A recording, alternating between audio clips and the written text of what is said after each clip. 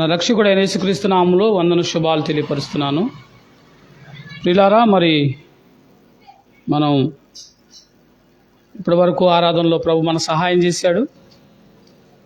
మరి కొద్ది పరిస్థితుల వల్ల ఆరాధన సంబంధించిన కార్యక్రమాలు మరి ఉదయకాలంలో ఆరంభం నుండి కేవలం ప్రార్థన మాత్రమే చేసి బయట మైక్ అనేది పెట్టలేదు. చాలామంది మరి దాన్ని వినలేకపోతున్నారు. కొన్ని ప్రత్యేకమైన కారణాలను బట్టి మరి ప్రార్థనలో కానీ, పాటలు కానీ, ఆరాధనలో కానీ, ప్రకటనలు కూడా కనీసం బయట మైకులో మనం పెట్టలేదు. కేవలం వాక్యం మాత్రమే, కొద్ది నిమిషాలు, ఒక అరగంట వాక్యం మాత్రమే బయట ప్రజలు వినాలనే ఉద్దేశంతో బయటకు పెట్టడం జరుగుతుంది మైకు. కాబట్టి మీ ప్రార్థనలో జ్ఞాపకం చేసుకోండి, ప్రభు సహాయం చేయాలని జ్ఞాపకం చేసుకోండి. అంత్య దినాల్లో ఉన్నాం కనుక సంఘంలో శోధనలు, శ్రమలు ఉంటాయి కనుక మనం శ్రమల్లో గుండా వెళ్తున్నాం మన సంఘం. కనుక మీ ప్రార్థనలో జ్ఞాపకం చేసుకోండి, ప్రభువే సహాయం చేస్తాడు. కొద్ది నిమిషాలు దేవుని వాక్యాన్ని చదువుకుందాం. యోబు గ్రంథం 21వ అధ్యాయం 15వ వచనాన్ని చదువుకుందాం. యోబు గ్రంథం 21వ అధ్యాయం 15వ వచనాన్ని నేను చదువుతాను. దయచేసి మీ బైబిల్ తెరచి చూడండి. 435వ పేజీ. మేము ఆయనను సేవించుటకు సర్వశక్తుడగు వాడెవడును? మేము ఆయన గూర్చి ప్రార్థన చేయుట చేత మాకేమీ లాభము కలుగును అని వారు చెప్పుదురు. వారు క్షేమం వారి చేతిలోనే లేదు. భక్తిహీనులు యోచన నాకు దూరమగునుగా నుండునుగాక అని అంటున్నాడు. చిన్న ప్రార్థన చేసుకుందాం. దయాళుడు అయిన తండ్రి, నీ ఘనమైన నామమును కొందనాలు. నీ అపారమైన ప్రేమ చేత నీ మమ్మల్ని ప్రేమించి నీ రక్షణ మాకు ఇచ్చిన దేవా, నీ కొందనాలు, స్తోత్రాలు. ఈ ఆదివారంలో ప్రభువా మరి ఆరాధనలో సహాయం చేశారు. చివరిగా కొద్ది నిమిషాలు నీ వాక్యాన్ని మేము వింటుండగా అల్పుడనైనా నా తండ్రి నన్ను మరుగు చేసి నాతోనూ మీ బిడ్డలతోనూ మీరు మాట్లాడమని, అలాగే తండ్రి లైవ్లోను సంఘంలోను మైక్ ద్వారా ఆ ప్రాంతాల నుంచి ఉన్న బిడ్డలందరినీ దీవించి ఆశీర్వదించమని యేసుక్రీస్తు అతి పరిశుద్ధ నామములో అడిగి పెట్టుకుంటున్నాం తండ్రి, ఆమేన్. ప్రభునందు ప్రియమైన సహోదరి సహోదరులారా, చదువుబడిన లేఖనాలను మరొకసారి మీరు పరీక్షించి చూడాలని కోరుతూ ఉన్నాను. మేము ఆయనను సేవించుటకు సర్వశక్తుడగు వాడెవడు? మేము ఆయన గూర్చి ప్రార్థన చేయుట చేత మాకేమీ లాభము కలుగును అని వారు చెప్పుదురు. ఈరోజు వాక్యాంశం ఏంటంటే, ప్రార్థన చేయటం ద్వారా మాకు వచ్చే లాభమేంది? సంఘానికి వచ్చటం ద్వారా మాకు వచ్చే లాభమేంది? వాక్యం వినటం ద్వారా మాకు వచ్చే లాభమేంది? దేవుని నమ్ముకోవటం ద్వారా మాకు వచ్చే లాభమేంది? లోకంలో దేవుని బిడ్డలుగా జీవిస్తున్నప్పుడు వచ్చే శ్రమలు ఎదుర్కోవటం వల్ల మాకు వచ్చే లాభమేంది? ఈరోజు లాభాన్ని గురించిన సంగతులు కొన్ని విషయాలు దేవుడు మనతో మాట్లాడుతూ ఉన్నాడు. లోకంలో మనం ఎక్కడికి వెళ్ళినా ఏ పని అడిగినా మాకేంది లాభం అని అడుగుతారు కదా. ఏ పని చేసినా లాభాన్ని కోరుకొనే మానవుడు పని చేస్తాడు. ప్రతిఫలంగా మాకేంటి, ఈ పని చేయమన్నావు, ఈ సహాయం చేయమన్నావు, ఈ సహాయానికి బదులుగా మాకేం చేస్తావు, ఈ పని వల్ల మాకేం ప్రయోజనం, మాకేం లాభం అనేది మానవుడి యొక్క ఆలోచన. అలాగే యోబు ఒక గ్రంథంలో వారు అంటున్నారు, ప్రార్థన చేయటం చేత మాకేమి లాభం అంటున్నారు. ప్రార్థన చేయడం ద్వారా వచ్చే లాభాలు అందరికీ అర్థం కావు. లోకస్తులకి ఇది అర్థం కావు. ధనాపేక్షలో ఉన్నవారికి ఇది అర్థం కాదు.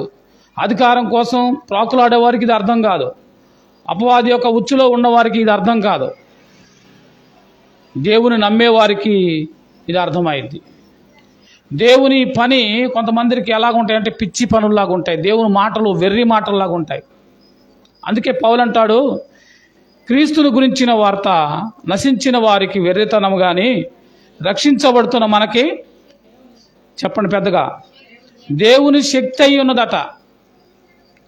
నశించిపోతున్న వారికి దేవుని మాట వెర్రితనంగా ఉంటుంది, బుద్ధిహీనంగా ఉంటుంది, పనికి మాలిన మాటల్లాగా ఉంటాయి, వినటానికి కష్టంగా ఉండే మాటలుగా ఉంటాయి. కానీ దేవుని బిడ్డలకు దేవుని మాటలట అది శక్తిగా, దేవుని శక్తిగా ఉందని పౌలు చెప్తున్నాడు, నా మాటలు కాదు.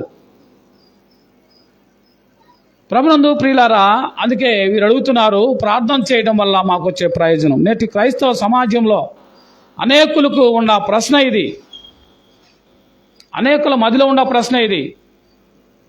చాలామంది తెలిసిన సంగతే, ప్రార్థన చేయడం ద్వారా ఏమొస్తుంది అనేది మనుషుల యొక్క ఆలోచనలు, లోకంలో వాడు ఎదురు చూస్తున్న విధానాలు, ప్రార్థన చేసి దేని కొరకు ప్రార్థన చేస్తున్నారనే లోకంలో చాలా రకాలు ఉన్నాయి. అవన్నీ వివరించడానికి మనకు సమయం లేదు. కానీ వాక్యంలో మాత్రమే దీనికి ప్రశ్నలకి జవాబులు తీసుకొని మనం ముగించుకుందాం ఈ సందేశాన్ని.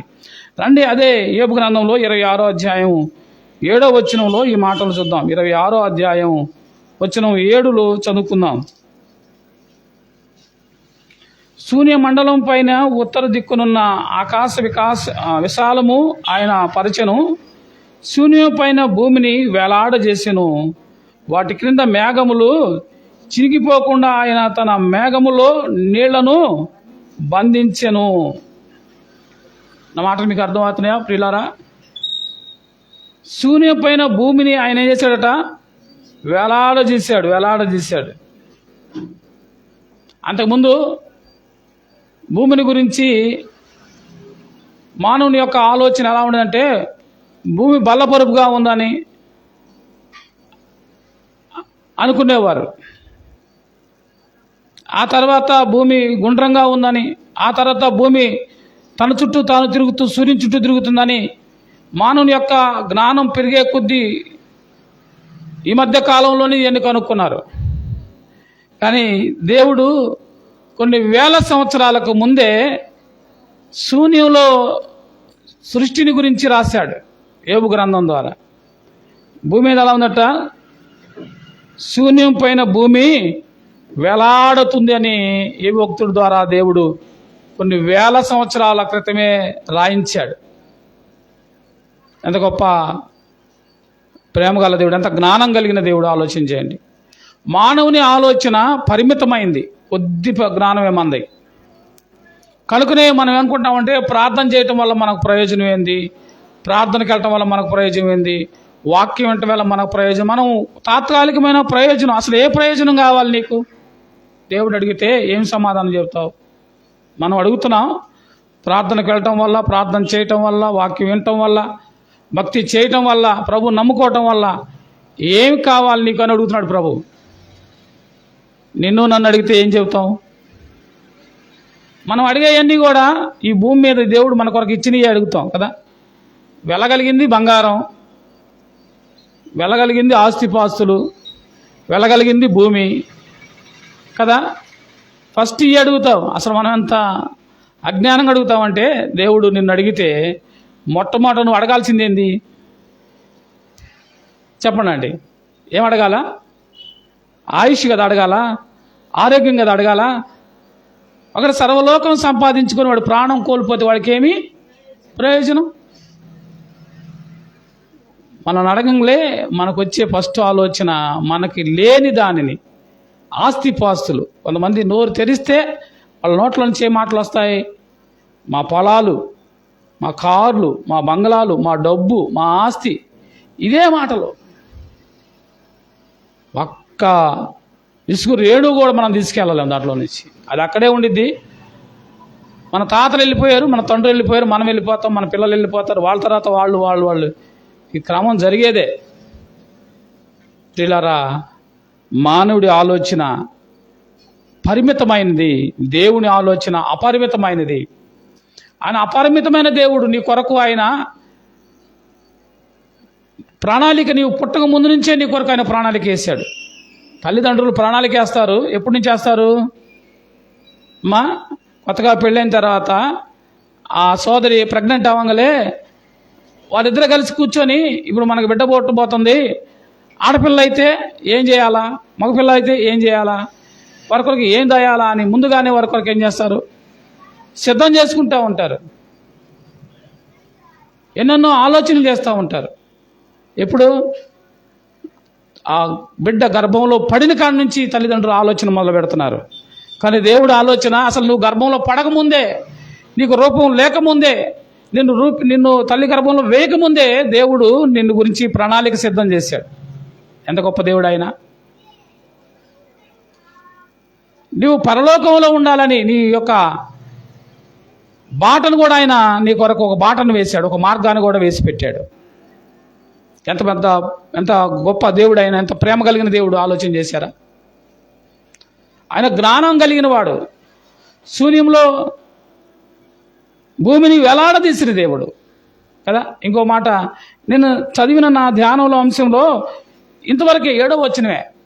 ఉదయం మళ్ళా దీన్ని ఒకసారి చూద్దామని 1-2 సార్లు చదువుతా ఉంటే ఇంకొక సందర్భం కూడా కింద వచ్చినలో నాకు అనిపించింది. చాలా ఆశ్చర్యం వేసింది. రండి చూడండి, కింద వచ్చిన 8లో వాటి క్రింద మేఘములను చినిగిపోకుండా ఆయన తన మేఘములో నీళ్లను మేఘాలు అవి చెల్లాచెదరైపోకుండా ఉండాలంటే ఏం చేయాలా? మేఘాలు బంధించబడాలంటే ఏం చేయాలా? అమ్మా, మనం పొద్దున్నే కొన్ని చోట్ల ఏం చేస్తారు, పుల్లలు పెట్టుకుని నీళ్లు కాసుకుంటూ ఉంటారు. చలికాలం వచ్చింది కదా, ఆ నీళ్లు కాసేటప్పుడు పొగ వస్తుంది. ఆ పొగను ఎవరైనా బంధిస్తారా? ఆ పొగ ఆడు ఉండిద్దా? ఎటు గాలి కొడితే అది గాలి వెళ్ళిపోయి ఎటు వెళ్ళిదో తెలియదు కొంతసేపటికి. ఆ తర్వాత శూన్యంలో కలిసిపోయింది, ఎక్కడికో వెళ్ళిపోయింది.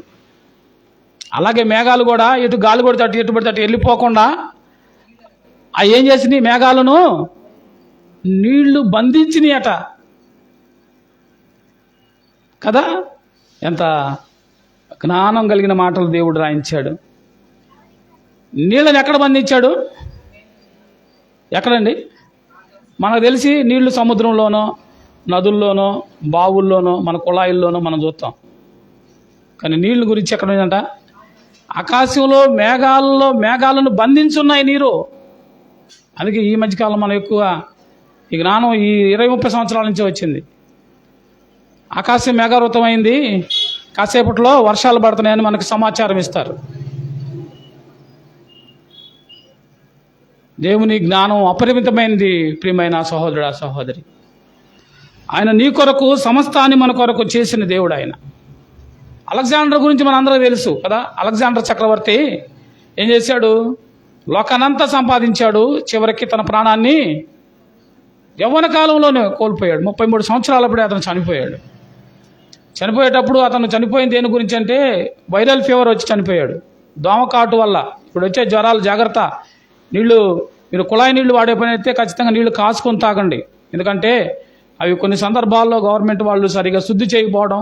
రెండోది, మనకున్న ఆ యొక్క కుళాయి పంపులు డ్రైనేజ్లో దగ్గరగా ఉన్నాయి కాబట్టి ఎక్కడైనా లీక్ అయితే ఈ డ్రైనేజ్లో ఉన్న ఆ యొక్క క్రిములు వెళ్ళి ఆ నీళ్ళలో చేరతాయి. ఆ నీళ్లు తాగితే రోగాలు వస్తాయి. కాబట్టి వాళ్ళు శుద్ధి చేస్తారు. ఎప్పుడైనా ఒకసారి జరగకపోతే అది ప్రమాదమై దెబ్బతీస్తుంది. ఈ వైరల్ ఫీవర్ 2 ద్వారాలు వస్తాయి. ఒకటి, ఆ యొక్క శుద్ధి లేని నీరు వల్ల. 2, దోమల కాట్ల వల్ల, శుభ్రత లేకపోవడం వల్ల. ఈ దోమలు కూడా ప్రాముఖ్యంగా, ఇది నా సబ్జెక్ట్ కాదు కానీ అవసరం వచ్చింది కాబట్టి చెప్తా ఉన్నాను. ఎందుకంటే హాస్పిటల్లోకి వెళ్తే బెడ్లు లేవు. మొన్నే నోవా హాస్పిటల్ ఒకరికి ప్రార్థన చేయడానికి వెళ్తే చుట్టూ తెలిసిన వాళ్ళు ఉన్నారు. ఒకరి కోసం నేను వెళ్తే అందరూ మనవాళ్ళు ఉన్నారు. అందరూ ప్రార్థన చేసి రావడం జరిగింది. అందరికి విష జ్వరాలు, టైఫాయిడ్లు, మలేరియాలు, డెంగ్యూలు. పిల్లరా, ఆలోచన చేయండి.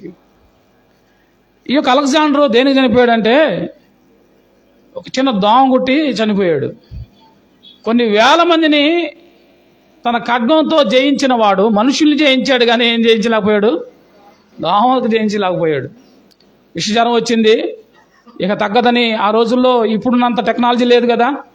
నాకు తెలిసే నాకు మలేరియా వచ్చే సమయానికి అప్పటికే మలేరియాకి సూచన ఏంటంటే ప్లేట్లెట్స్ పడిపోవడం.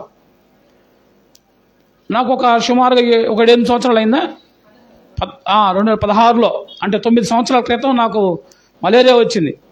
అప్పటికి ముందు ప్లేట్లెట్స్కి ప్రత్యేకమైన మందులు లేవు, ఇంజక్షన్లు లేవు, టాబ్లెట్లు లేవు. మన రక్తంలోని ప్లేట్లెట్స్నే తీసి దాన్ని శుద్ధి చేసి మళ్ళీ ప్లేట్లెట్స్ ఎక్కించేవాళ్ళు. లేకపోతే ఎవరు రక్తం ద్వారా ప్లేట్లెట్స్ తీసి మనకి ఎక్కించేవాళ్ళు తప్ప అంత టెక్నాలజీ లేదు. ఒక 9 సంవత్సరాల క్రితమే, అప్పుడే నాకు వచ్చినప్పుడే కొత్తగా ఇంజక్షన్ వచ్చినాయంట, 250 రూపాయలు అప్పుడు. ఇప్పుడు కూడా అంతే రేటు ఉంది. డెవలప్ అయ్యాయి, ఏంటి ప్లేట్లెట్స్ డెవలప్ అయ్యే టెక్నాలజీ ఇప్పుడు వచ్చింది. ఇంకా ఆ దినాల్లో అలెగ్జాండర్ టైంలో ఏం లేవు గనక అలెగ్జాండర్కు జ్వరం వచ్చింది, ఇక చనిపోతాడని డాక్టర్లు నిర్ధారణ చేసి వాళ్ళు గుసగుసలాడుకున్నారు ఎలా చెప్పాలని. అలెగ్జాండర్ పిలిచి ఏం మాట్లాడుకున్నారు చెప్పండి నాకు అని అన్నాడు. రాజా ఇక నువ్వు బ్రతకవు అని అన్నాడు. ఓకే నేను బ్రతకను అని చెప్పి అర్థం చేసుకొని, నేను చనిపోయిన తర్వాత ఆ సమాధి పెట్టిలో నా చేతులు బయట పెట్టండి, నా ముందు కొంతమంది డాక్టర్లని నడిపించండి. ఎందుకనంటే ఈ లోక డాక్టర్లు ఎవరు ప్రాణాన్ని పెట్టలేరు. అలెగ్జాండర్ ప్రపంచాన్ని జయించాడు కానీ తన ప్రాణాన్ని జయించలేకపోయాడు. అలెగ్జాండర్ ప్రపంచంలో ఉన్న ధన సంపదనంతను సంపాదించాడు కానీ రూపాయి కూడా తీసుకెళ్ళాడు. అలెగ్జాండర్ తల్లి గర్భంలోంచి ఎలా వచ్చాడో మళ్ళీ అలాగే వెళ్తున్నాడు అనే సందేశాన్ని ఇవ్వాలి అనే ఉద్దేశంతో ఆయన అలా చేశాడు. ప్రియులారా, మన చేతిలో ఏమీ లేదు, మనం ఏమీ చేయలేము. దేవుడు లేకుండా మనం చేసేము అనుకుంటే అది కేవలం మన అవివేకం. నా కష్టంతో నేను సంపాదించాను ఈ కార్లు, నా కష్టంతో ఈ బంగ్లాలు సంపాదించాను, నా కష్టంతో బంగారం, వెండి, వస్త్రాలు, పొలాలు అవి ఇవి సంపాదించాను, నా జ్ఞానంతో నేను నేను నేను అనే మాట అన్నాడు అంటే వారికంటే అజ్ఞానం లేడు కదా. బైబిల్ గ్రంథంలో ఒక ధనవంతుడు ఏం చేశాడు, వాడు బాగా పంట పండింది, వాడు అనుకున్నాడు వాడు ప్రాణంతో నా ప్రాణమా తినుము తాగుము సుఖించుము, అనేక సంవత్సరాలకు సరిపడిన పంట వచ్చిందని చెప్పి పాత కొట్లను పగలగొడు కొత్తగా కట్టుకుంటున్నాడు దాచుకోవడానికి. ప్రభు అన్నాడు, ఓరే వెర్రివాడా, ఈ రాత్రే వాడు కొన్ని సంవత్సరాలు ప్రణాళిక సిద్ధం చేసుకుంటున్నాడు. అబ్బా బోల్డంత పంట వచ్చింది, ఇక ఈ పంట అమ్ముకొని డబ్బు తీసుకొని తినవచ్చు, తాగొచ్చు, సుఖించవచ్చు, అనేక సంవత్సరాలు హ్యాపీగా జీవించవచ్చు అనుకున్నాడు. కానీ వాడు పంటతో పాటు వాడు ప్రాణం కూడా, అలెగ్జాండర్కి ఎలాగైతే ప్రపంచాన్ని జయించాడు కానీ ప్రాణాన్ని కోల్పోయాడు. ఈ ప్రాణం నీ చేతిలో లేదు. తరుణి దీపం దేవుని చేతిలో ఉంది. అది మానవుడి ఆయుష్ దేవుని చేతిలో ఉంది. దేని కొరకు ఆలోచన చేస్తున్నావు నువ్వు? ఆదికాండం 4వ అధ్యాయం 26వ వచనంలో, ఆదికాండం 4వ అధ్యాయం 26వ వచనం, ప్రార్థన ప్రారంభమైందమ్మా. ఎంతసేపు చూసారేంది? 4:26 ఎవరు వల్ల వచ్చింది? ఎవరు మొట్టమొదట ప్రార్థన చేయడం ప్రారంభించింది? పెద్దగా చెప్పండి. ఎనోషు. చదవండి ఒకసారి 4వ అధ్యాయం 26వ వచనాన్ని చదవండి. మరియు షేతు నాకు కుమారుడు పుట్టెను, అతనికి ఎనోషు పేరు పెట్టెను. అప్పుడు యెహోవా నామమున ప్రార్థన చేయుట. ఎనోషు పుట్టిన తర్వాత ప్రార్థన చేయటం ఆరంభమైంది. బైబిల్లో ప్రార్థన చేయటం ఆరంభమైంది. ఇక్కడ ముగింపు వచ్చేలకే ప్రకటన గ్రంథం 22వ అధ్యాయం 20వ వచనం చదువుదాం. చివరి పేజీలో చివరి భాగంలో ఉంటుంది. 22వ అధ్యాయం 20వ వచనాన్ని చదువుకుందాం. ఈ సంగతులను గురించి సాక్ష్యమిచ్చువాడు అవును త్వరగా వచ్చుచున్నాడని చెప్పుచున్నాడు. ఆమెను ప్రభు అయిన యేసు రమ్ము అని అంటున్నాడు. ఆఖరి ప్రార్థన ప్రకటన గ్రంథం 22వ అధ్యాయం 20వ వచనంలో ఉంటుంది. ప్రభునందు ప్రియమైన సహోదరి సహోదరులారా, ప్రార్థన చేయటం వల్ల మనకేమి ప్రయోజనం? ఈ ఉదయకాల సమయంలో ప్రభు మాట్లాడుతున్నాడు. యాకోబు రాసిన పత్రికలో 5వ అధ్యాయం 16వ వచనంలో ఈ మాటలున్నాయి. యాకోబు పత్రిక 5వ అధ్యాయం 16వ వచనాన్ని త్వరగా చదివినట్లయితే మనం త్వరగా ముగించుకోవడానికి ప్రయత్నం చేద్దాం. యాకోబు పత్రిక 5వ అధ్యాయం 16వ వచనాన్ని చదువుకుందాం. మీ పాపములను ఒకరితో ఒకడు ఒప్పుకొనుడి, మీరు స్వస్థత పొందినట్లు ఒకరి కొరకు ఒకడు ప్రార్థన చేయడి. నీతిమంతుని విజ్ఞాపన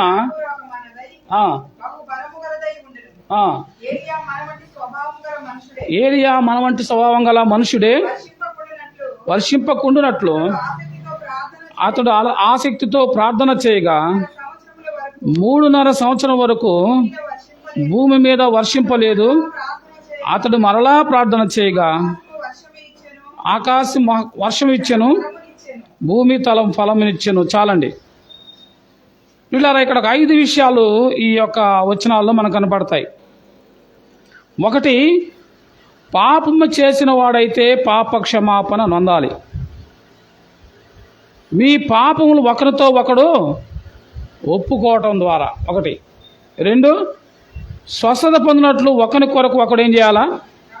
ప్రార్థన చేయాలా. 3, నీతిమంతుని విజ్ఞాపన మనపూర్వకమైనదై బహు బలమగలదై ఉండిద్ది. 4, ఏలియా మన వంటి స్వభావం గలవాడే వర్షింపకుండానట్లు అతడు ఆసక్తితో ప్రార్థన చేయగా 3.5 సంవత్సరములు భూమి మీద వర్షింపలేదు. 5, అతడు మరలా ప్రార్థన చేయగా ఆకాశము వర్షించెను, భూమి తన ఫలమును.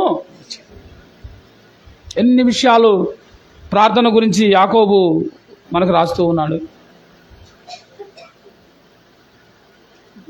పాపాలు ఒకరితో ఒకడు ఒప్పుకోమంటున్నాడు. మనం ఏం చేస్తున్నాం? కప్పుకుంటున్నాం కదా. కప్పుకుంటున్నాం. చిన్న చిన్న విషయాలకే, చిన్న చిన్న రోగాలకే దాచిపెట్టుకుని భయపడిపోతున్నారు. చిన్న చిన్న వాటికే తెలిస్తే ఏమైద్దో. పాపాలు ఒప్పుకుంటారా? ఏమా? అతిక్రమములు దాచిపెట్టువాడు వర్ధిల్లడు, వాటిని ఒప్పుకొని విడిచిపెట్టేవాడు చెప్పండి కనికరం పొందుకుంటాడు. కనుక పాపాలు ఒప్పుకొని మనం విడిచిపెట్టాలి. స్వస్థత పొందాలంటే ఒకరికొకరు ప్రార్థన చేయాలి. ఆ ప్రార్థన నీతిమంతుని ప్రార్థన అయి ఉండాలి, మనోపూర్వకమైనది ఉండాలి, బలమైనదిగా ఉండేటట్టు ఉండాలి. ఏలియా కూడా మనలాంటి స్వభావం గలవాడే, కానీ ప్రార్థన చేస్తే 3.5 సంవత్సరాలు వర్షం కురవకుండా ఉంది. మళ్ళా ప్రార్థన చేస్తే వర్షం కురిసింది. ఇప్పుడు చెప్పండి, ప్రార్థన చేయాలా వద్దా? ప్రార్థన ద్వారా ప్రయోజనం ఉందా లేదా? ప్రయోజనాలు ఉన్నాయి.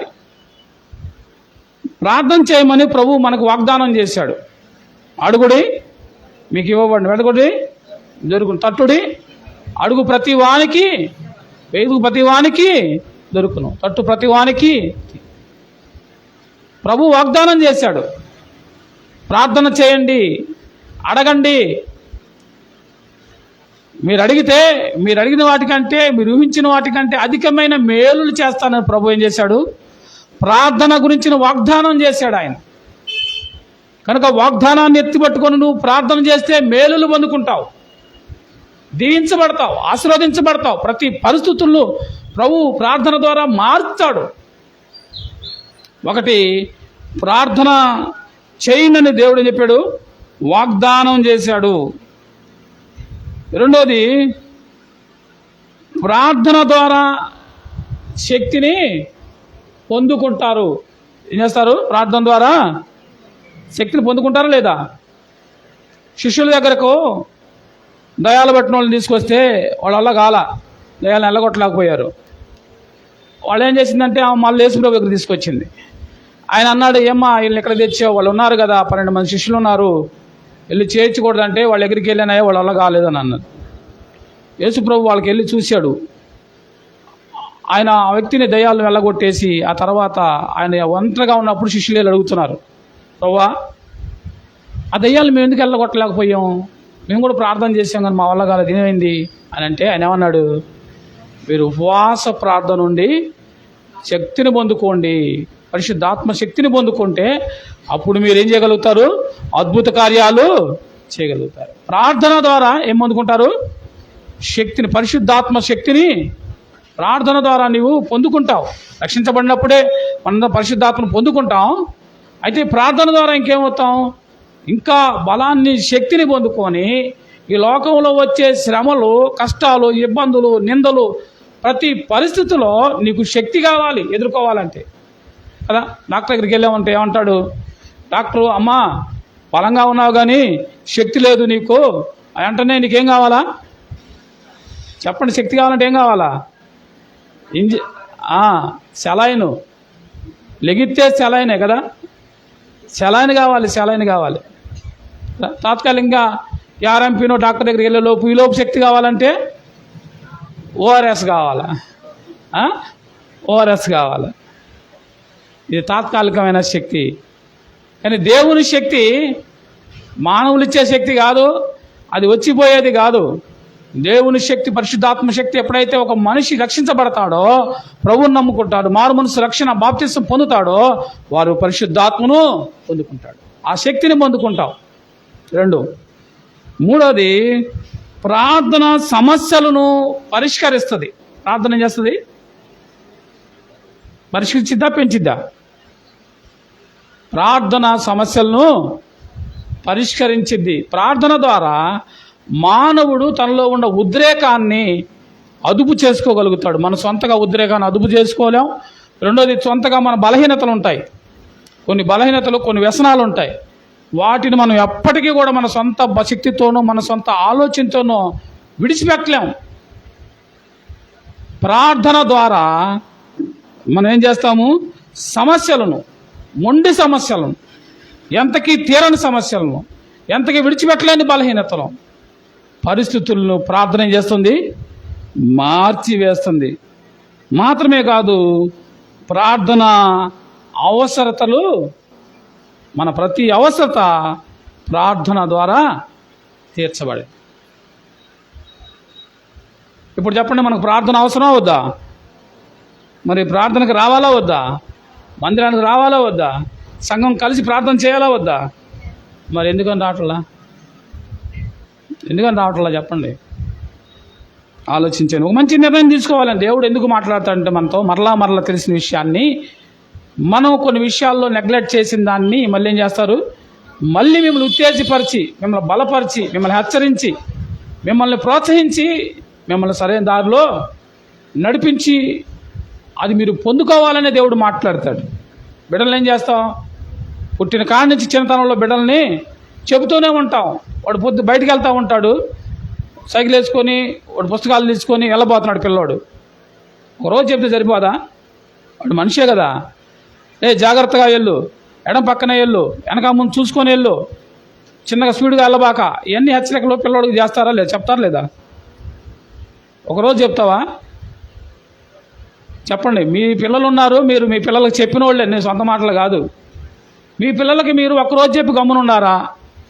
ఏమ్మా, బ్రదర్, ప్రతిరోజు మీ పిల్లలకు మీరు చెప్తూనే ఉన్నారా లేదా? ఎందుకు చెప్తున్నారు? ఒక మాట కాదు ఒక మాట అన్నా గుర్తుపెట్టుకొని, వాడికి ఆ సమస్య ఎదురైనప్పుడు ఈ మాట గుర్తుపెట్టుకుని వాడు జాగ్రత్తగా ఉంటాడేమో. ఎవడన్నా అడగోలుగా ఎదురొచ్చి వాడిని గుర్తుపోయినప్పుడు మా అమ్మో, మా నాన్నో, మా అమ్మమ్మో చెప్పిన మాట గుర్తుపెట్టుకొని గబక్కన పక్కకెళ్ళి వాడు తప్పించబడతాడేమో అనే ఆశతో, బిడ్డ జాగ్రత్తగా ఉండాలనే ఆశతో బిడ్డకి చెప్పిందే చెప్పి వాళ్ళు ఏమంటారు? చెప్పేవాళ్ళమ్మా, ఎన్నిసార్లు చెబుతావు అని వాళ్ళు ఇసుక్కున్నా కానీ నువ్వేం చేస్తావు? చెబుతూనే ఉంటావు. అది నీ బాధ్యత. దేవుని బాధ్యత కూడా అదే.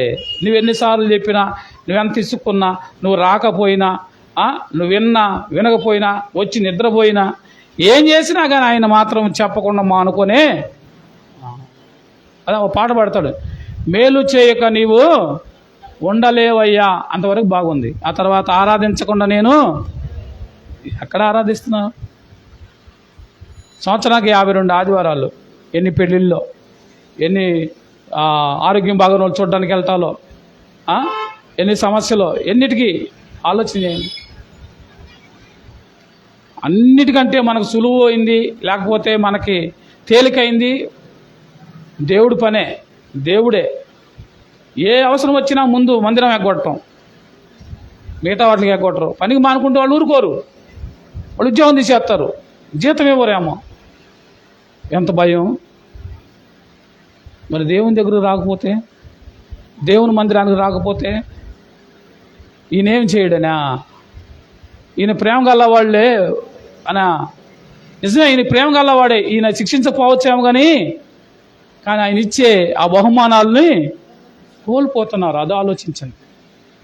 ఆయన శిక్షించబోవచ్చు, కానీ ఆయన నీ కొరకు ఏర్పాటు చేశాడే బహుమానాల్ని, అవి నువ్వు పొందుకోవాలంటే నువ్వు బాధ్యత కలిగి దేవుని దగ్గరికి రావాలి, బాధ్యత కలిగి ప్రార్థన చేయాలి, బాధ్యత కలిగి దేవుని యొక్క మేలు నువ్వు పొందుకోవాలి. ఇదే యాకోబు రాస్తూ 1వ అధ్యాయం 5వ వచనంలో మనం ఎందుకు ప్రార్థన చేయాలి అనంటే 1వ అధ్యాయం వచ్చిన 5లో.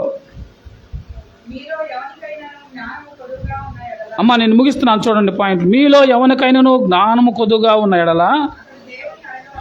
అడగడం అంటే ప్రార్థన అంటే ఏంది? ప్రార్థన అంటే అడగటమే, దేవుణ్ణి అడగటమే. ఇంగ్లీష్లో, తెలుగులో మాట కొంచెం కష్టంగా ఉంది. ఇంగ్లీష్లో అయితే బెగ్గింగ్, తెలుగులో అడుక్కోవడం. మనకి జ్ఞానం కొద్దుగా ఉంటే ఎవరిని అడగాల? బుద్ధి జ్ఞానములు సర్వసంపదలు ఆయనందే ఉత్తమై ఉన్నాయి, సమృద్ధిగా ఉన్నాయి. నువ్వు దేవుణ్ణి అడగడమే, ఆయన ధారాళంగా ఇవ్వడానికి. ఎందుకు ఈ పని చేసావమ్మా, ఎందుకు ఇలా చేసే సమయంలో ఇలా ఉండకూడదు కదా, ఈ పని చేయకూడదు కదా, ఇట్లా చేయకూడదు కదా అన్న, నాకు అర్థం కాలేదన్నా, నాకు అంత జ్ఞానం లేదన్నా, నాకు అంత తెలివి లేదన్నా. దేవుణ్ణి అడగాల. విశ్వాసికి జ్ఞానం అవసరం, వివేచన జ్ఞానం అవసరం, అర్థం చేసుకోవాలి. సోదరులు ముఖ్యంగా కుటుంబాన్ని కట్టుకోవాలంటే మీరేం చేయాలా? మీరు జ్ఞానం కలిగి ఉండాలా, మెలకువ కలిగి ఉండాలా. కుటుంబం కట్టడం అనే బాధ్యత దేవుడు సహోదరులకు అప్పచెప్పాడు. మీ ద్వారానే ప్రపంచాలు నిర్మించబడుతున్నాయి. మీ ట్రైనింగ్లోనే పిల్లలు తయారవుతున్నారు. మీ ట్రైనింగ్లోనే కుటుంబం ప్రశాంతంగా ఉంటుంది. మీ ట్రైనింగ్లో పెంచిన వారు, మీరు పెంచి పెద్ద చేసిన వారు, వాళ్ళు ప్రపంచాన్ని వెళ్తారు. వారు అమెరికా అధ్యక్షుడైనా, ఇండియా అధ్యక్షుడైనా ఒక తల్లికి బిడ్డే. ఆ తల్లి పాలిచ్చి పెంచి నేర్పించిన పాఠాలు ఆ బిడ్డ జీవితంలో ఎన్నడూ మర్చిపోడు. మరి నువ్వు జ్ఞానం కలిగితే కదా నీ బిడ్డకి ఏం నేర్పించగలవు? నువ్వు జ్ఞానాన్ని నేర్పించగలవు. పిల్లలు ఏమంటున్నారంటే, అమ్మ నీకు చదువు రాదులే అమ్మా, నీకు ఇంగ్లీష్ రాదులే అమ్మా, నీకు ఫోన్ చూడడం రాదులే అమ్మా, నీకేం తెలియదులే అమ్మా. ఇందులో ఏమి జ్ఞానం లేదు. ఈ జ్ఞానం అంతా వ్యర్థమైంది, చెప్తే. ఫోన్లో జ్ఞానం, లోక జ్ఞానం, ఇవన్నీ జ్ఞానం కలిగి ఏమైపోతున్నారు? పెద్ద జ్ఞానం కలిగిన వాడు ఏడుంటున్నాడు? సాయంత్రం బార్ షాప్లో ఉంటున్నాడు, పిహెచ్డీలు చదువుతున్నాడు, డాక్టరేట్లు తీసుకుంటున్నాడు. వాడు జ్ఞానం వాడిని వెర్రివాడిని చేస్తుంది. వాడు పాపంలో ఉంటున్నాడు, వాడు లోకంలో ఉంటున్నాడు. ఏం ప్రయోజనం? ఇది కాదు జ్ఞానం. దేవుని జ్ఞానం, దేవుని జ్ఞానం మానవుడిని రక్షించింది. దేవుడు జ్ఞానం కుటుంబాన్ని కట్టిద్ది. దేవుడు జ్ఞానం మానవుడిని పాపం నుంచి దూరం చేసిద్ది. పరిశుద్ధమైన జీవితాన్ని జీవింపజేసి పరలోకానికి వారసులుగా చేసిద్ది. ఇక రెండోది 5వ అధ్యాయంలో ఇదే పత్రికలో 5:16 చూద్దాం. 5:16 నా విషయం కదా.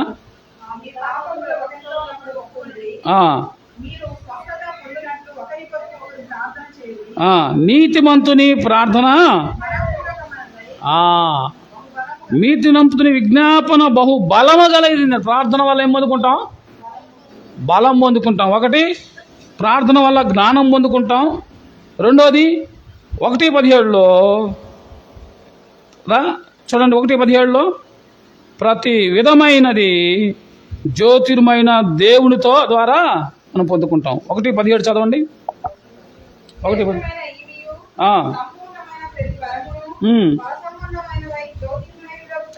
జ్యోతిర్మయుడగు తండ్రి వద్ద నుండి ప్రతిదీ కూడా దేవుని వద్ద నుండి వస్తుంది. ఒకటి, దేవుని దగ్గరకు ప్రార్థన చేయడం వల్ల జ్ఞానం పొందుకుంటాం. 2, బలం పొందుకుంటాం. 3, అదే 5వ అధ్యాయం 16వ వచనంలో పాపములు ఒప్పుకోవడం ద్వారా దేవుని యొక్క జవాబు పొందుకుంటాం. అదే 1వ అధ్యాయం 6వ వచనంలో చూద్దాం. అంతా యాకోబే జ్ఞానాన్ని గురించి. సొలొమోను పాత నిబంధనలో జ్ఞాన గ్రంథం మనం చూసినట్లయితే సామెతలు, కొత్త నిబంధనలో యాకోబు పత్రిక. రండి, 1వ అధ్యాయం 6వ వచనం.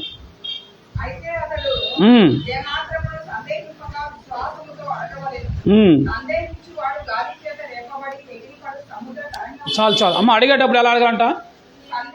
సందేహం అనేది ఎట్టి పరిస్థితిలో ఉండకూడదు. సంపూర్ణంగా విశ్వాసంతో దాన్ని పొందుకుంటున్నావు అనే నమ్మకం కలిగి నువ్వు. ఎంత నమ్మకం కావాలా? దేవుడు ఎంత? ఒక 10 కేజీలు కావాలన్నాడా? ఒక 20 కేజీలు కావాలన్నాడా? అమ్మా పెద్దగా చెప్పు, నువ్వు చెప్పింది కరెక్టే. ఆవగించంత విశ్వాసం నీలో ఉంటే ఈ కొండ తీసి అటు వెళ్ళమంటే వెళ్ళిపోయింది. సందర్భం వచ్చింది కాబట్టి చెప్తా, సమయం అయిపోతుంది. నేను ముగిస్తే ముందు కొన్ని విషయాలు అవసరాన్ని బట్టి చెప్తున్నాను. ఒక ఆమె ఇంటి కొండ ఎదురుగా ఇల్లు ఉంది. సరే, ఈమె రోజు ప్రార్థనకి వెళ్తుంది. ఒకరోజు పాస్టర్ గారు ఈ వాక్యం చెబుతున్నాడు, నీ దగ్గర ఆవగింత విశ్వాసం ఉంటే ఈ కొండని తీసే ప్రభు అని అంటే అది తొలగించబడిద్ది అని చెప్పి నీ విశ్వాసాన్ని బట్టి జరిగిద్ది అని చెప్పాడు. ఏంది ఇటు చెబుతున్నాడు, ఇది ఎంతవరకు నిజం అని చెప్పేసి అని సరే చూద్దాం, ఒక రాయేద్దాం అని లోనకెళ్ళి ప్రార్థన చేసింది. పొద్దున్నే వచ్చి చూసింది, నా పిచ్చి కానీ ఎందుకు పోయింది ఇది అనుకుంది. సరే వెళ్ళిపోయింది. మళ్ళా పడుకుంది, మళ్ళీ ప్రార్థన చేసింది. పాస్టర్ గారు మళ్ళీ ఆదివారం చెప్పాడు ఇదే మాట. ఏంద్రా ఈయన మళ్ళీ చెబుతున్నాడు అని చెప్పేసి మళ్ళా వినటం ద్వారా ఆమెలో కొంచెం విశ్వాసం పెరిగి మళ్ళీ ప్రార్థన చేసింది. ఆ ప్రాంతానికి సంబంధించిన ఆ కొండకి హైవే ఏర్పడి ప్రభుత్వం వారు వచ్చి ఆ కొండ మొత్తం ప్రొక్లైన్లతో తీసి పడేసి చక్కగా రోడ్డు వేసారు. ఆమె ఆశ్చర్యపోయింది. ఆమెకు కొద్ది విశ్వాసమే పెరిగింది. ఆవగించంత విశ్వాసం కొండను తొలిపివేసింది. ఆ కొండ తీసేస్తే యువతల నుంచి అవతల ఇంటికి వెళ్ళాలంటే చాలా తేలిక అయిపోయింది. లేకపోతే చుట్టూ తిరిగి వెళ్ళాలి, కిలోమీటర్లు తిరిగి వెళ్ళాల్సి వస్తుంది. వీళ్ళారా, ఆవగించంత విశ్వాసం నీలో ఉంటే నువ్వేదైతే నాకు ఇది జరగదు, నా వల్ల కాదు అని అనుకుంటావో అది నువ్వు పొందుకుంటావు. కానీ ఈ రహస్యం తెలియకుండా మనం ఏం చేయట్లేదంటే దేవుణ్ణి అడగట్లా, ప్రార్థనలో దేవుని పట్టుదలకి ప్రార్థన చేయట్లా, సహవాసానికి రావట్లా, సహవాస కుడికిల్లో ఉండం, నియమ కుడికిల్లో ఉండం. ఆదివారం ఏదో మొక్కుబడిగా అందరూ వెళ్తున్నారు కాబట్టి మనం కూడా వచ్చి కాసేపు కూర్చొని వెళ్ళిపోతున్నాం. ఇలా వెళ్ళిపోయి నాకు ఏమి జరగట్లేదు అంటే ఎలా జరిగిద్ది? ప్రార్థన ద్వారా ఏమనుకుంటాం? జ్ఞానం పొందుకుంటాం. ప్రార్థన ద్వారా దేవుని యొక్క బలాన్ని పొందుకుంటాం. ప్రార్థన ద్వారా జ్ఞానం బహు బలాన్ని పొందుకుంటాం అన్నాడు. ప్రార్థనలో మనం ఒప్పుకోవడం ద్వారా గొప్ప మేలులు పొందుకుంటాం అంటున్నాడు కదా. సందేహించకుండా ప్రార్థన చేయాలి, విశ్వాసంతో ప్రార్థన చేయాలి అన్నాడు. 4వ అధ్యాయం 3వ వచనంలో, 4వ అధ్యాయం 3వ వచనం త్వరగా చదవండి, ముగిస్తాను. మీరు అడిగినను మీ భోగముల నిమిత్తమై వినియోగించుటకై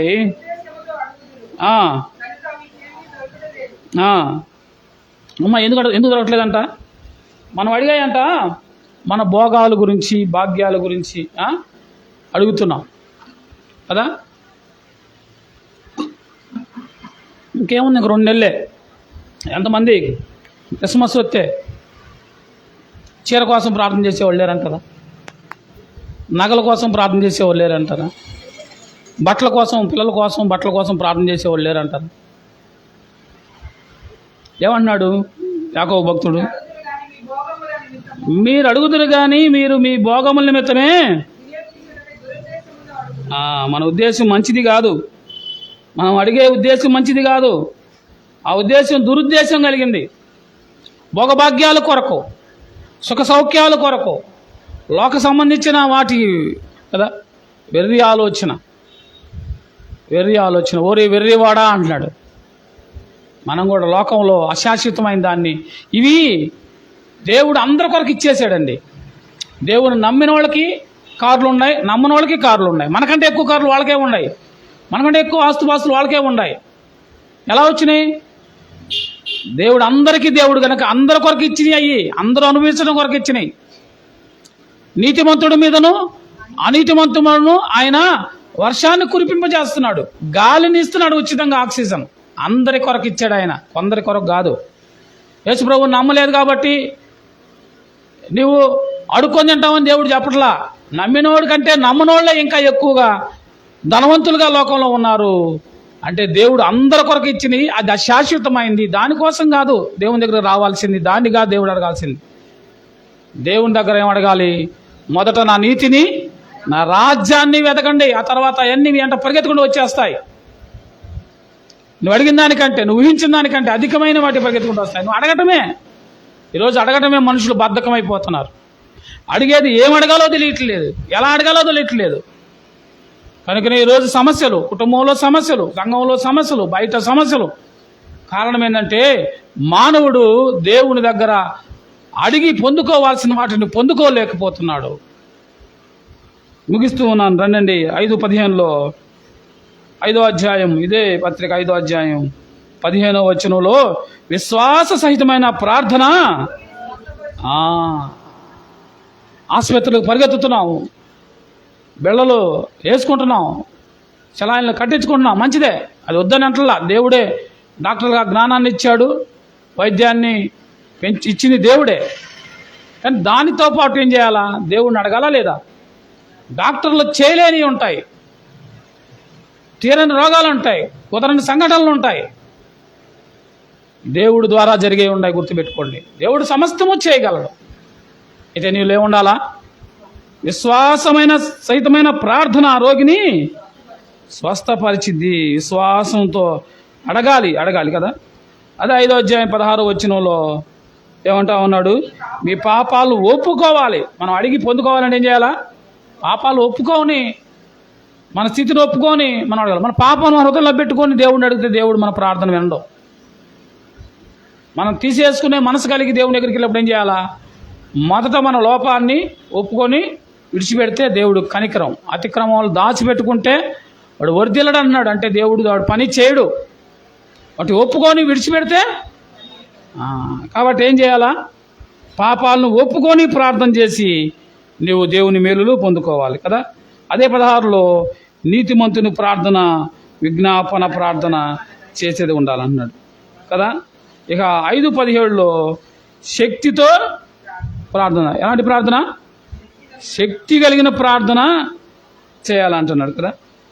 ప్రియులారా, మరి మన ప్రార్థన ఎలా ఉంది? నేను ముగిస్తా ఉన్న సమయం అయింది. ఆదికాండం 32:6లో ఒక సంగతి గుర్తు చేసుకొని ముగించుకుందాం. ఆదికాండం 32:6లో ఓ ప్రార్థన జరుగుతూ ఉంది. ఆ ప్రార్థన ఎలాగుంది?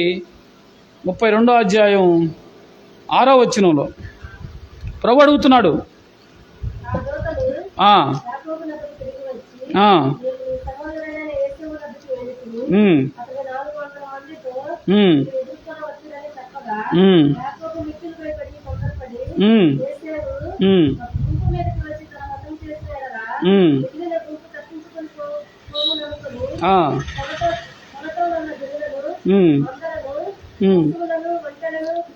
చాలా మా సమయం లేదు కాబట్టి తర్వాత మీరు అన్ని చదువుకోండి. 32వ అధ్యాయంలో యాకోబు ప్రార్థన కనిపించింది.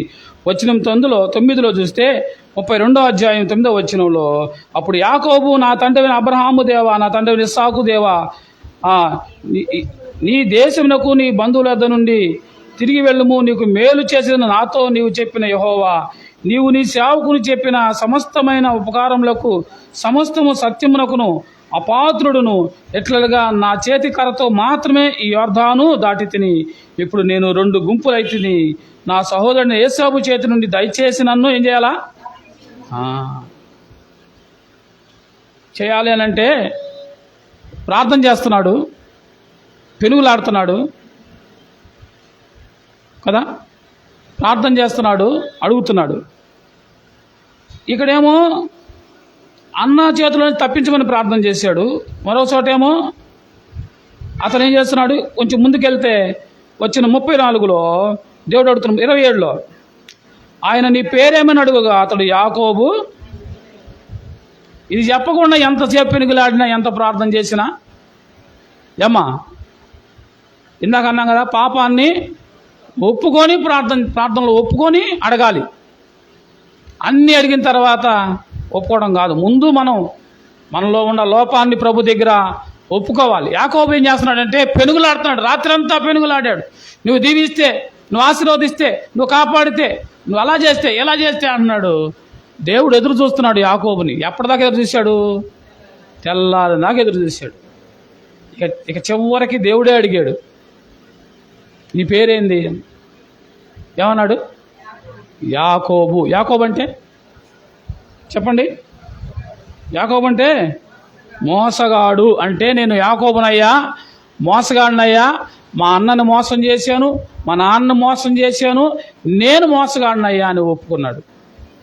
ఇప్పుడు దేవుడు రైట్, నువ్వు మీ నాన్నకు చెప్పినట్టుగా నా పేరు యేసోబు అని చెప్పలా. వాళ్ళ నాన్నకేం చెప్పాడు? ఏసావు కదా. వాళ్ళ నాన్న అడిగాడు, ఎవరు నువ్వంటే నా పేరు ఏసావుని అని అన్నాడు. అదేంది గొంతు ఏమో యాకోబులాగా ఉంది అని వాళ్ళమ్మ అంతా ఒక డ్రామా సిద్ధం చేసి పంపించింది నాన్న దగ్గరికి దీవెనల కోసం. అన్నకు రావాల్సింది వాళ్ళ తమ్ముడు కోసం. తండ్రితో అబద్ధం చెబుతున్నాడు. నీ పేరేందంటే ఏమన్నాడు చెప్పండి పెద్దగా. ఇప్పుడు దేవుడు అడిగాడు నీ పేరంటే ఏమన్నాడు? ఒప్పుకున్నాడా లేదా? ఒప్పుకున్నాడు. కనుకనే దేవుడు ఏం చేశాడు? ఇకలే ఇక మీదట నీ పేరు మోసగాడు కాదు, నీ పేరు యాకోబు కాదు, ఇక నువ్వు నీ పేరు ఇశ్రాయేలు. ఇశ్రాయేల్ అంటే దేవునితో పోరాడువాడు. నా మాటలు మీకు అర్థమైనా ప్రియులారా? దేవునితో పోరాడేవాడు. దేవుని దీవెనలు పొందుకోవాలంటే, దేవుని దగ్గర ఆశీర్వాదం పొందుకోవాలంటే, దేవుని దగ్గర మేలు పొందుకోవాలంటే నువ్వేం చేయాలా? మొదట ఒప్పుకోవాలి, ప్రార్థన చేయాలి. ప్రార్థనలో ఒప్పుకొని విడిచిపెట్టి కనికరం పొందుకొని దేవుని మేలులు పొందుకోవాలి. ఎఫెసీ పత్రిక 6వ అధ్యాయం 2వ వచనం చదువుకొని ప్రార్థన చేసుకుందాం. ఎఫెసీ పత్రిక 6వ అధ్యాయం వచనం 2 త్వరగా. ఎఫెసీ పత్రిక 6వ అధ్యాయం వచనం 2 చదువుకుందాం. నీకు మేలు కలుగునట్లు నీ తల్లిని తండ్రిని సన్మానింపుము, అప్పుడు నీవు భూమి మీద దీర్ఘాయుష్మంతుడు. వాగ్దానంతో కూడిన ఆజ్ఞలు అదిదట. అమ్మ ఏం చేయాలట? నీ తండ్రిని తల్లిని ఏం చేయాలి? తన్నాలని రాశాడా? తల్లిని కాలుతో తన్నాలా? తండ్రిని మెడక పెట్టి కొట్టాలా? ఏం చేయాలా? ఏం చేస్తే నీకు మేలు కలిగిద్ది? నీకోసం కష్టపడి వాళ్ళ జీవితాలు సాక్రిఫైస్ చేసి నీకోసం ప్రాణాలకు తెగించి డాక్టర్లు అడుగుతున్నాడంటే ఒక తల్లిని, అమ్మా బిడ్డ అడ్డం తిరిగాడు, ఇప్పుడు 2 ప్రాణాల్లో 1 ప్రాణమే బ్రతికిద్ది, బిడ్డ కావాలా తల్లి కావాలా అని కోరుకో అని అంటే ఆ తల్లి ఏమంటుంది తెలుసా? నన్ను చంపేయండి, నా బిడ్డనే. తల్లి మనసుది. నా ప్రాణం పోయినా పర్వాలా, నా బిడ్డ బ్రతకాలి, ఆ బిడ్డను చూడలామా, వాడు ఎట్లుంటాడో, వాడు ఎర్రగా ఉంటాడో నల్లగా ఉంటాడో మంచోడో చెడ్డోడో ఏమీ తెలియక ముందే వాడు పెండంగా ఉండి కడుపులో బిడ్డగా ఉన్నప్పుడే ఆ బిడ్డ మీద ఆ తల్లికి ఎంత ప్రేమ. నా ప్రాణం పోయినా పర్లేదు, నా బిడ్డ బ్రతకాలని బ్రతికిచ్చిన తల్లులు లేరంటారా? కోకోలలో ఉన్నారు. కానీ ఆ తల్లినే ఎగ్గిరి కాలుతో బూటు కాలుతో కొడతా ఉండే పిల్లలు ఉన్న దినాల్లో మనం ఉన్నాం. ఆ తండ్రినే తన రెక్కలు ముక్కలు చేసుకొని తన కోరికలు అదుపు చేసుకొని కదా, తను సంపాదించిన దాంతో మంచి బట్టలు కొనుక్కోడు, మంచి తిండి తినడు, సోకులు చేసుకోడు, బళ్ళు కొనుక్కొని తిరగడు. ఉదయం లేచిన కాడ నుంచి ఆహారనిశలు కష్టపడి రూపాయి దాచి బిడ్డల కొరకు ఇస్తే చివరికి వాడు ఏంది కాలుతో అంటాడంట తండ్రిని.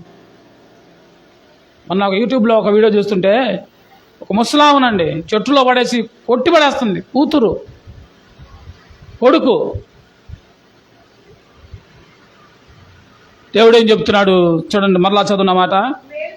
నీకు మేలు కలుగునట్లు నీ తండ్రిని తల్లిని సన్మానింపుము, అప్పుడు నీవు భూమి మీద దీర్ఘాయుష్మంతుడివి.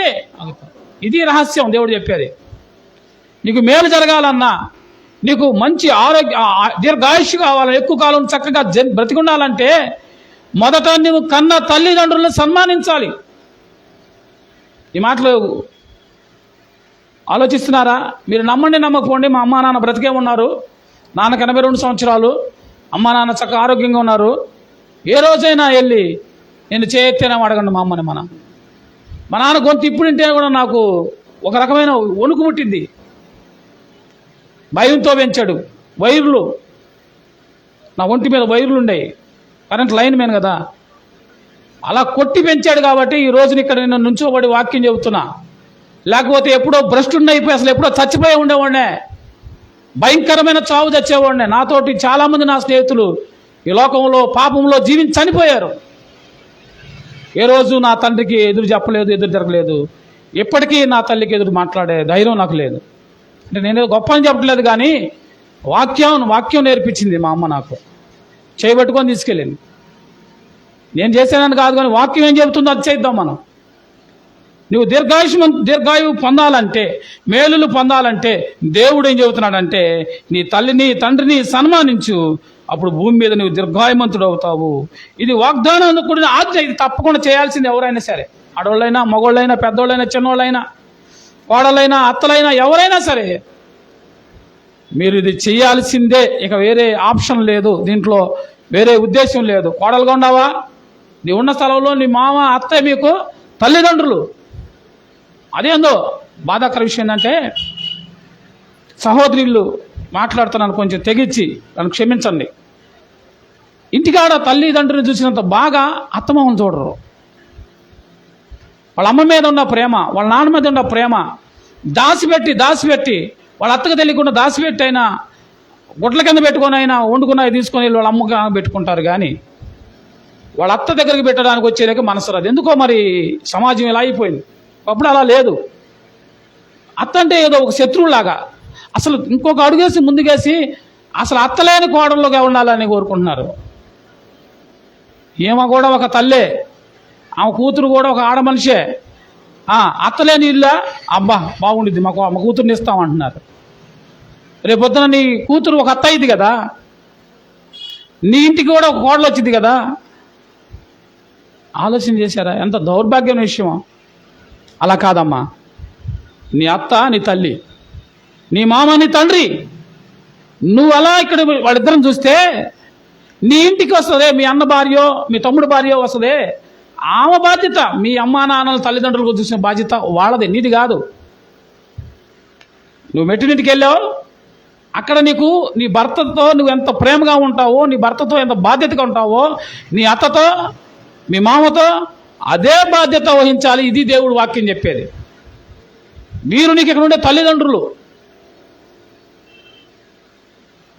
దీర్ఘాయువు పొందాలంటే తల్లిని తండ్రిని సన్మానించమని వాక్యం చెప్తుంది. దాని ద్వారా నువ్వు మేలు పొందుకుంటావు అంటుంది, దాని ద్వారా ఆయుష్ పొందుకుంటావు అంటుంది, దాని ద్వారా దేవుని యొక్క కృప పొందుకుంటావు. పిల్లారా, బాధ్యత కలిగి మనం ఉందాం. ఇప్పుడు చెప్పండి, ప్రార్థన చేయటం వల్ల మనకి మేలా కీడా? రండి ఆ మాట చెప్పుకొని ముగించుకుందాం. యోబు గ్రంథం 21వ అధ్యాయం 5వ వచనంలో ఈ మాటలు చూస్తాం. యోబు గ్రంథం 21:5 ఏముంది? ప్రార్థన చేయట చేత మాకేమి చెప్పండి. ఇప్పుడు దాకా విన్నారు కదా అమ్మా. 21:5లో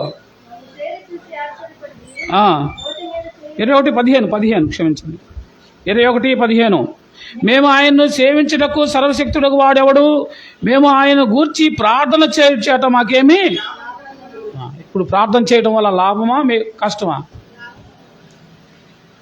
ప్రార్థన చేయడం వల్ల జ్ఞానం పొందుకుంటావు, ప్రార్థన చేయడం ద్వారా వాగ్దానాలు అనుభవిస్తావు, ప్రార్థన చేయడం వల్ల దీవెనలు పొందుకుంటావు, ప్రార్థన చేయడం వల్ల బలం పొందుకుంటావు, ప్రార్థన చేయడం వల్ల పవిత్రంగా జీవిస్తావు, ప్రార్థన చేయడం ద్వారా పాపముకు దూరంగా ఉంటావు, ప్రార్థన చేయడం వల్ల బలహీనతల నుంచి విడుదల పొందుతావు, ప్రార్థన చేయడం వల్ల విశ్వాసంలో నువ్వు గొప్ప మేలులు అనుభవిస్తావు, ప్రార్థన చేయడం ఒప్పుకోవడం ద్వారా పాపం నుంచి దూరంగా వెళ్తావు, ప్రార్థన చేయడం వల్ల నీతిమంతుని విజ్ఞాపన ప్రార్థన శక్తినిచ్చేదిగా ఉంటుంది కదా. ప్రార్థన చేయడం వల్ల, ప్రార్థన చేయడానికి మొదట చేయాల్సింది ఏంటంటే, లాభం కలగాలంటే ప్రార్థన అందరూ చేస్తున్నారు. ప్రార్థన లోకస్తులు చేస్తున్నారు, అన్యులు చేస్తున్నారు, నువ్వు చేస్తున్నావు, నేను చేస్తున్నావు. కానీ బైబిల్ చెప్తున్న ప్రార్థన ఏంటంటే, నువ్వు ప్రార్థన చేసేటప్పుడు మొదట నీవేం చేయాలా? నీ పాపాలు ఒప్పుకొని విడిచిపెట్టి ప్రార్థన చేయి. నీవు ఇవన్నిటిని నీ కొరకు సిద్ధం చేసిన వాటన్నిటినీ యేసు ప్రభు కూడా ప్రార్థన చేశాడు. ఆయన ఒప్పుకోవాల్సిన అవసరం లేదు, ఎందుకంటే ఆయన నాలో పాపం ఉందని మీలో ఎవరైనా స్థాపించగలవాడు. ఆయన ప్రార్థన ఎందుకు చేశాడంటే, మనకు మాదిరిగా ఉండే కొరకు ప్రార్థన చేశాడు, తండ్రితో సమాధానపరచడం కొరకు ప్రార్థన చేశాడు, తండ్రిని మనల్ని ఐక్యం చేయడం కొరకు ప్రార్థన చేశాడు. తండ్రి చేయి మన కొరకు ఆయన విడిచిపెట్టాడు. ఎందుకంటే నీ చేయి పట్టుకోవాలంటే మనందరం పాపంలో ఉన్నవారం. ఆయన తండ్రి చేతిలో చేయించుకొని మన చేయి పట్టుకుంటే ఏమైపోతాం? మాడి మసిబొగ్గు అయిపోతాం. ఆయన ప్రభావం కలిగిన దేవుడు, ఆకాశ మహాకాశాలు పట్టజాలని దేవుడు, కోటి సూర్యుల తేజస్సుకుంటే ప్రభావం కలిగిన దేవుడు.